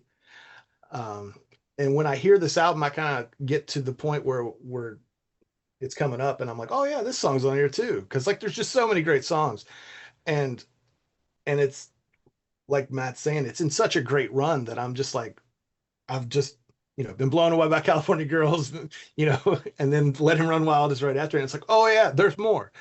But it to me, it's a very unique song. I can't. It's got. I hate to keep calling it like vibes and stuff like Riley doesn't like to use that word. I hate to say that, but like it's got such a unique vibe to any other song. Like I did. Brian did such a good job of giving songs their own unique voice and sound. in this era. It's crazy. To me, I'm with Raleigh. This is an essential. Yeah, and I think we can blame Mike for all of us saying vibes so much. That's we can definitely pin that on him. But anyway, uh yeah, this song is so cool. And to me it almost has a little bit of a Righteous Brothers influence just because of how soulful it is and it has that kind of blue-eyed soul feel to it, for lack of a better term. And yeah, Jake hit the nail on the head with Bruce doing an excellent delivery of the song on stage, to the point where I kind of wish that Brian would have given this to Bruce as his first lead for the band, because Bruce just sings it so well that in my mind it's almost like a definitive Bruce vocal, even though he's only sang it live and not in the studio. But I wish that Brian would have given him the lead because Bruce just does such a good job on it. Respectfully Well, disagree. I will say, Nate, do you think that maybe like, with Bruce's, because like some of Bruce's later Beach Boys vocals, he found a little more grit in the vocal. Yeah, you are right that Yeah. Do that you, do you when think that? he sings it now, Yeah. it benefits from his more mature, raspy voice. And yeah, I'm not sure what it would have sounded like when he sort of had that Right. That's what I was more gonna. night, yeah, innocent voice. Yeah. But then again, when you listen to his that Surfer Pajama Party album and the Surfing Around the World, some of those, That could not be more Bruce named. Oh my yeah, God. Yeah. there are some kind of like rocky, raspy vocals on his super early stuff. So maybe he had it in him. Yep. But yeah, obviously Brian and Al and they all do an amazing job with the vocals on this version, Surfer nonetheless. pajama party. Oh my Well, God. welcome to my surfer pajama party. Oh, that sounds very bad. That's like a fucking ice cream truck trying to get like an 8-year-old. Oh my God. Oh man. Well, it Oh. was a thing that UCLA did, and Bruce was just like the performer at the pajama Yeah, party. I'm not shocked. It's just It's so it's definitely so of late its time. 50s. It's just oh my God, it Yeah. did not age well at all. All right. The next track on the album is "Summer Means New Love." So this is the only instrumental track on the album, and it's also the only song that doesn't feature any of the other members on it. It's just Brian playing with session musicians. Despite that, though, I actually think that this is one of the prettiest and most moving tracks on the entire album. I really love both the lead guitar melody and also the instrumental arrangement as a whole, particularly the strings that come in during the second half. I think that they're really pretty sounding and they really add a lot to the feeling of the song. And yeah, once again, this is another example of how Brian's ballads could be both really beautiful, but also like melancholic and longing at the same time. And I think that that's why this one really works for me. So, yeah, I like this one a lot, and I think it's another one of those tracks on the album that really hints at what was to come the following year on Pet Sounds. So, very pretty instrumental from Brian. I'm glad that he subbed out the comedy bits for instrumentals, because I think this is absolutely gorgeous. Mm. Uh, you kind of you hit it though. It is kind of a preview what's coming next. I think it's really impressive that he wrote this. There's a lot of chord changes going on, probably more than like This Whole World and like God Only Knows. Um, it just makes you feel nostalgic. Mm. Um, Beautiful track. Yeah, this song for me, first of all, I think that this feels like a prelude to Pet Sounds and kind of like the instrumentals on there with like Let's Go Away for a While. Very, very beautiful track. It has a nice ambience to it. Kind of like reminds me of like those long summer days of yore. And this was actually released as the B-side to Caroline No, because that was actually credited to Brian himself, wasn't credited to the Beach Boys. Just a really, really pretty and evocative track. I know that I want to say there's a cover out there by someone that adds lyrics to it. Brian redid it. Brian, Brian did too. Yeah. Okay. What's it called, Nate? Something on a quiet, somewhere quiet. somewhere quiet. Yeah. Yeah, so that's kind of cool. But I think just even as instrumental in itself, it's a really beautiful track. Well, I keep saying it over and over and over, but it's got such personality. It's got such a unique. I mean, it sounds kind of throwbackish in a way, like, but it's so different than that if you really listen to it. And I can't believe the song isn't more talked about. like Mhm. as and I know it's kind of a deep cut and it's more specific to like super fans and stuff like that. But even amongst the super fans, you don't hear anybody really talking about this song at all. And yeah, it's definitely his best pre-sounds instrumental, pre-pet sounds instrumental, I would say. And I don't know, I think it stands up to any instrumental he's ever done. It's a great song. Yeah, when I was doing some guitar recording work with the Beach Boys' current lead guitarist, John Wiedmeyer, he singled this song out as a song that had a huge influence on him as a guitarist and on him wanting to dive deeper into the Beach Boys. And I think that's just such a great way to sum up that song that this guy, John, who plays with them now, is a incredible guitarist who plays Zeppelin and Hendrix and all this really sophisticated guitar stuff. And he was totally blown away by the guitar work on this song because it's just so beautiful and emotional. And the guitar is almost speaking like a person. Like the guitar almost has this lyrical quality to it, even though there are no words. And yeah, like we brought up a few seconds ago, I love the version where Scott Bennett and his girlfriend wrote new lyrics to it for Brian to sing on his No Peer Pressure album. And I can never listen to the Beach Boys version now without singing the words along from Brian's solo version. And for me, my favorite version might actually be Brian's version because as gorgeous as it is as the Beach Boys instrumental version, I love the lyrics that they added, and I think the lyrics match the beauty of the music perfectly. So I really am glad that they did that. And this is one where even the Joe Thomas arranging style works on Brian's version. And I wouldn't even be surprised if this song possibly influenced Joe Thomas too, because out of all the songs that the Beach Boys recorded that I would point to as kind of having that imagination, Stars and Stripes, Joe Thomas feel, I would kind of point to this one. There's like a little bit of like proto adult contemporary vibes to this one. All right, the second to last track on Summer Days and Summer Nights is I'm Bugged at My Old Man, which is a solo Brian composition. So honestly, I don't have too much to say about this one. To me, it's just album filler, and it's not enjoyable album filler either. It's pretty much just a stripped back throwaway piano song with lyrics about an abusive dad, which I assume in this case directly Brian was probably directly referring to Murray. I know some people might find Brian's quirky vocals on this song to be kind of charming and fun, but as somebody who actually does like a lot of Brian's stranger vocals, like on albums like Love You and some of his later stuff, I honestly find his singing here to just be annoying. I feel like if the song had been recorded for like an earlier album and maybe given more of a complete arrangement and a more normal sounding lead vocal, I think it would be passable filler. But being on this album, along with all those amazing songs before it, it's honestly kind of embarrassing. If I have one positive to say about it, I will say that I do get some enjoyment out of watching that version from that mid 70s TV special where Brian and Carl and Dennis are sitting at the piano singing it together. But honestly, I think that's mostly just because the guys look like they're having such a fun time together, and Brian's cracking up and Carl's laughing. The song itself, I still don't think is any good on that version either. So for me, this is easily one of my least favorite songs that ever made a Beach Boys studio album. I think that it's totally disposable and unnecessary, and I also hate where this is placed on the album, coming right after Summer Means New Love and right before the closing track. It just makes it even more jarring and annoying for me. So I'm not a fan of this one at all, and I think that it's total filler. I wish that it was not included on the album. I could see why Brian labeled the lead vocal on that for too embarrassed. Yeah, for real. Yeah.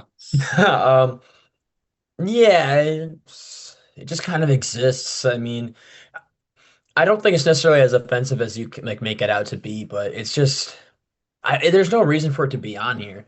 Um, Besides the fact that there's like a couple of like outtakes from like 64, 65 that if they wanted to fill out really bad, they probably could have put one of those on there. It's just yeah, I think this on one hand, this is kind of Brian trying to do a little like comedy routine and incorporate it into a song, but it just doesn't really execute it very well. Uh, yeah, and like if you really want to put it on here, I think like kind of mentioned with Beach Boys today, maybe just make it like a hidden track at the end as like a little thing that's kind of like not really labeled and it's just kind of on there, but eh. It leans more towards offensive, but it's just not so inoffensive, I guess. It's just Um, I think that like he's trying to be funny, but I think that and I think like maybe in the mid 60s it was probably humorous, but like I think with the context of like we know what how Murray was, I don't really find it that funny or amusing anymore. The one thing I do like about this song is the version they did in the TV special in the 70s where it's just the three Wilson brothers at the piano. Just because like the way like they're just laughing and having a really good time and you could just see the brotherly love. That's the only thing I really like about this song. Otherwise, yeah, it's just blatant filler, and it's like I think too embarrassed is right. Gosh, it's dark. I love Unhinged Brian, but like this is like I don't know. I can't even. I don't even think I can back this. Like it's not. I don't skip it every time. I will listen to it sometimes.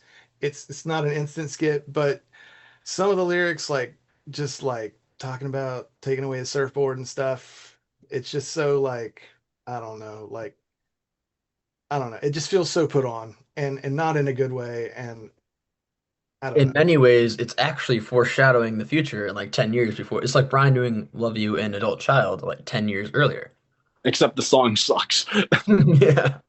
I mean, said like I'm not sure what the motivation for inclusion was. I'm not sure if they were trying to do because they'd always kind of had like those kind of tracks with like Denny's drums or Carl's Big Chance or the Cassius Love or Sonny Wilson that thing. They've always had those weird just no reason to have them on an album tracks, and I don't know if they were just trying to kind I of go. think Carl's Big Chance deserves to be on All Summer Long.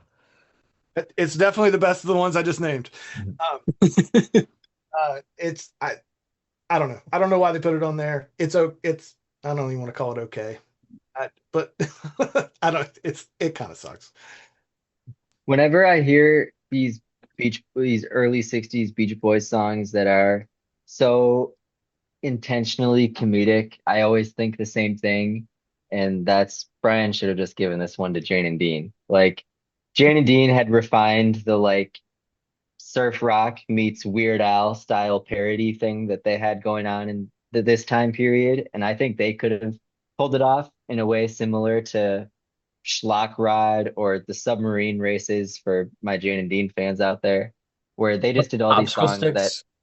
yeah, right, like all those goofy songs they did. Um, but yeah, I agree with Matt that I would probably find this one hilarious had I not actually known the context of this basically being the Wilson brothers like processing some heavy duty trauma. But like you guys said, the 70s era film of them performing this around the piano is pretty quirky and pretty touching. So it's one of those songs where it's goofy and I rarely listen to it, but every now and then I do listen to it and it kind of makes me chuckle. And the melody is kind of catchy. I do think the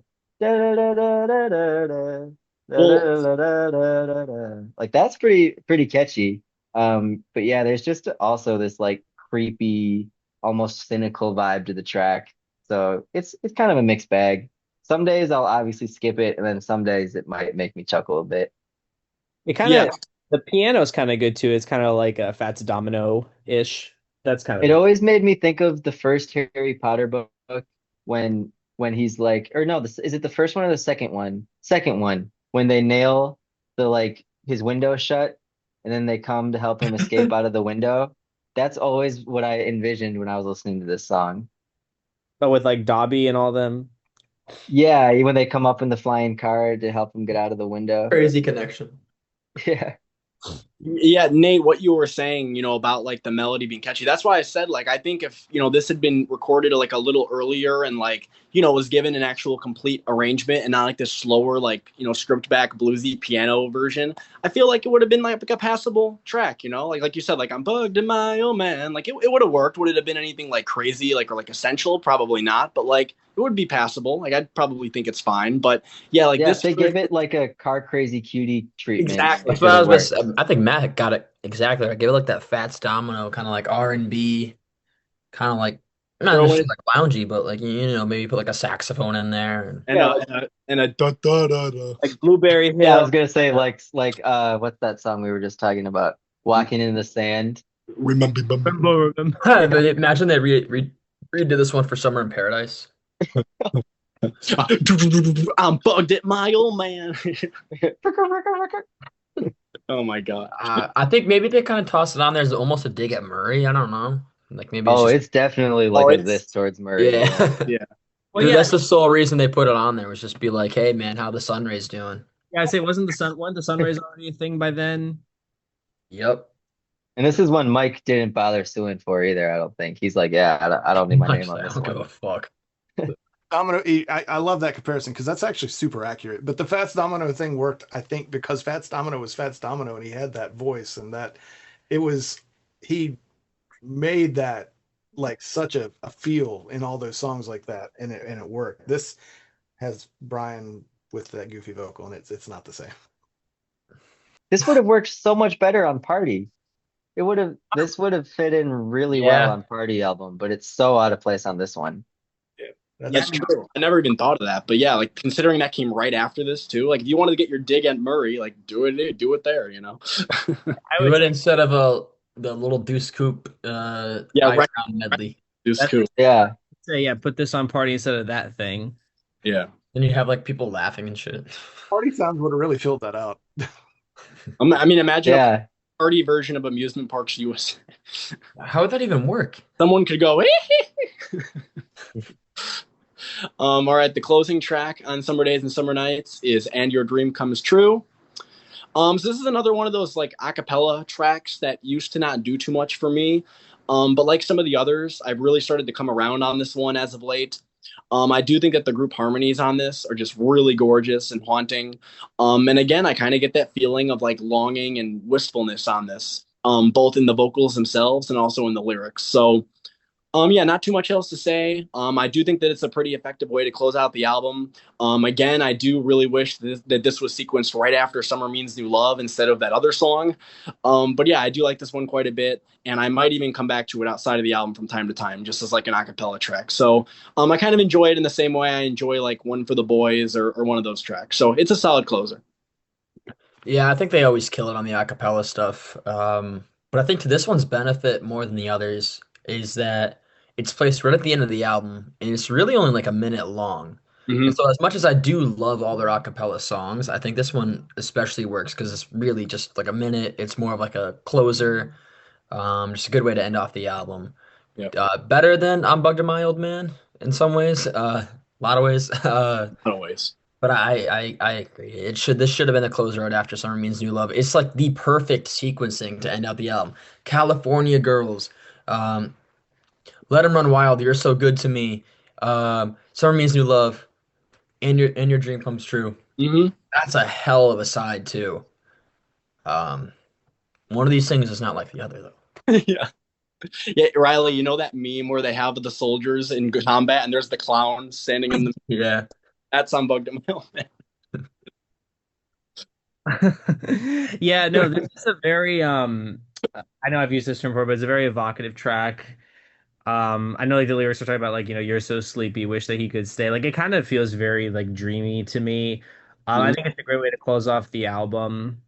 And just and this is not just among this group in general, but I don't mind a cappella in doses. I can't really do like full albums worth of it, but like I think that this fits perfectly, and I think this is a great way to close off the record. So I really do enjoy this one. This might be one of my favorite of their a cappella tracks. For me, this is another one of those like I can't believe no one talks about it songs. Like because it's gorgeous. It's so rich that their voices sound incredible. It's really short, but it's the perfect send off. Like Riley was saying, it's like it's putting it away. It's what it feels like to me. It's like it's putting it away, and I can't believe it doesn't get more love. I always have wished that somehow in some way this song could be interpolated or used in a Disney movie or I like a knew you were gonna say musical. that. You're right Yeah, though. or something like that. There's something I almost can make a connection in my mind between When You Wish Upon a Star and like the original Pinocchio version and this. Like it has that kind of element to it.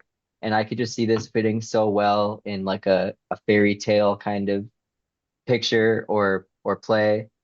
And yeah, it's just there's something so charming about it and very relaxing about it. It kind of has a similar relaxing effect to something like Meant for You or Friends. And it just blows me away that the guys were like our age when they recorded this, and it just sounds so sublime. Yeah. Before we wrap up, Riley, you wanted to talk about Sherry, She Needs Me and some of the different versions of that since that was initially recorded around this time. Yes, there's a song called Sandy or Sandy She Needs Me or Sherry She Needs Me or She Says That She Needs Me. That kind of not kind of it was the Wrecking Crew recorded it I would say like early to mid 1965. I'm sure there's an exact date out there. And in fact they actually had the some vocals laid down. I know they had a lot of the backing vocals ready. And they also have the Sherry, baby, it's time to say goodbye part kind of written. Um, and I think recorded too, but there was never any lead vocal officially recorded. And I think they also have the Sandy baby. I'm kind of I'd have to listen to it again. There's so many different versions that I listened to before the show, so I'm kind of getting them all confused. Um, it was picked up again later in the I think 78 around the time of Adult Child and MIU. That Brian laid down a pretty rough vocal that very much was not mixed well with the song. Um, and it was kind of technically a finished product. I'm a fan of that one, but again, I'm more of a fan of the song as a composition rather than that official version. And then eventually, I think for 1998's Imagination, um, was when Brian kind of officially released the song as She Says That She Needs Me. And as much as I like that one, I think what could have been is much better than anything else that we've gotten because I think that this is maybe one of the best tracks that like Brian has kind of made. It's just still kind of unfinished, which really sucks. Because if this was finished as whatever version it would have been in the mid 60s, I think this would have been like the best, one of the best 60s tracks that they did. Yeah, Uh, he did I'm a this. big fan. Yeah, he did this one with Russ Titleman, which they also did Yes, I'm dumb. Dumb together, and then of course they had worked on the '80s, Brian Wilson '88 together, and then She Says This She Needs Me. That one had Carol Bayer Sager, who I know she did a lot of brill building stuff. She was part of like that whole team back in the '60s. I know she did some songs with the Monkees. I think she actually briefly dated Davy Jones for a bit too, which is kind of cool. So there's some Monkees connections there. Yeah, I think that even in like the version that's on Made in California, which kind of combines the 65 backing track with the backing vocals with Brian's rough vocal, I still think it's a very beautiful track. It's a very haunting track, but I do wish that we did have a final version in the 60s. And I actually think that had they finished this song for 65, I think they could have taken this and replaced like I'm Bugged and My Old Man. Shit, man, they could have replaced a lot. Yeah, like but especially like I mean they could have replaced a couple of these, but I think especially like you replace it like with I'm Bugged and My Old Man, and that immediately goes up quite a few points. I mean that side B would have been incredible. I mean it's Yeah, our or I mean, honestly, you just put this as like the B side to Little Girl I Once Knew. If maybe it took more time to finish, I think I definitely think there's definitely a Four Seasons influence in some way because I mean, not only are you just cherry picking the name Sherry, you have the Sherry baby part, which is I don't think I need to explain that.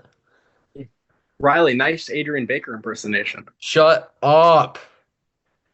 Is this the song that slept in the camper and they missed the vocal session? I think so.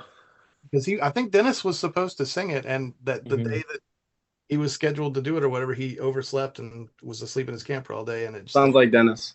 yeah. I think that's the lore behind why there is no vocal. Yeah, this song I really like it quite a bit. Really gorgeous instrumental arrangement. And yeah, like Matt said too, I think Brian's like 70s vocal, even though it is a rough vocal, like I still think it doesn't like detract that much from the beauty of the song. I will say I used to be a little bit indifferent on the chorus, like the Sherry baby, da na na na na. That used to kind of not do much for me, but re-listening to it like recently over the past few months, it has grown me quite a bit. And it's kind of interesting because I kind of said similar thoughts for Guess I'm Dumb, which was also a Russ Titleman, collaboration where it's like, initially I was like, it's solid. I like it, but like it doesn't blow me away. And then like, re-listening to it recently, my opinion has like really changed on it. Where like now I think it's a really damn good song. So yeah, it's another example of a song where it's like, this could have replaced a lot of tracks. Specifically, I'm bugged at my old man. I mean, this would have been a really great addition to Summer Days and Summer Nights. Put this right after something like Let Him Run Wild. I mean, that would have been like such a great, 1-2 punch there of like emotion. So, yeah, it's a shame it didn't come out, but at least we have some versions of it, like the Imagination version and that Made in California version. So, I actually I heard. do think it's cool to have like in the same way that Surfin' USA responds to Sweet Little 16 or that Don't Worry Baby responds to Be My Baby. It's cool to have Brian's take on like a Four Seasons, Sherry kind of thing. But yeah, I guess my main comment on this one would be the song itself is absolutely brilliant. So, a lot of the compositional genius shines through on whatever version you're listening to. But for me, without a doubt, the definitive version is the Imagination version because not only is it, the most complete, but that's one where I actually think the production was improved upon, and I really like the different woodwinds and percussion, and I think that's a really great sounding track from Brian's solo career. I think I'm most in line with you and my opinions on all this stuff. That was the version I heard first. She Says That She Needs Me, and I had no idea it was a cover when I first heard it, and I just thought, man, Brian still has it. I And mean, he did, but yeah, but to me, I love that version. I don't mind like overproduced or cheesily produced stuff. I don't mind that. That doesn't kill a song for me. I, I'm with Nate. I think that's the definitive version. I think what kind of hurts me with that one, as much as I do like it, it's the fact that I know what like a 60s Brian vocal might sound like over it. It hurts that this existed in the 60s beforehand. yeah.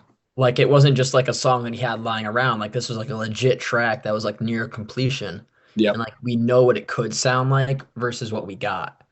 And it's kind of the same reason why I hate to bring it up, but it's the same reason why I prefer the Smile sessions over Brian Wilson presents Smile. It's just because like we have that original editions kind of mostly out there. All right, before we wrap up, do you guys have any extra thoughts you wanted to mention that you weren't able to bring up already, or any other comments on Summer Days and Summer Nights? Don't forget the Summer Nights part. Two And, exclamation points. and Summer Nights. I think of I'll like, say that when I listen to this album, I feel like I can smell the ocean and feel the like ocean breeze on my face. Maybe that's something to do with the cover, but I think it's Oh, mostly to do with the way the music sounds and the way the music makes you feel. Without a doubt, maybe the best cover in the entire Beach Boys catalog. just a shame Al wasn't there. He wasn't he like sick? I think I have the album right here. Maybe he's like sick.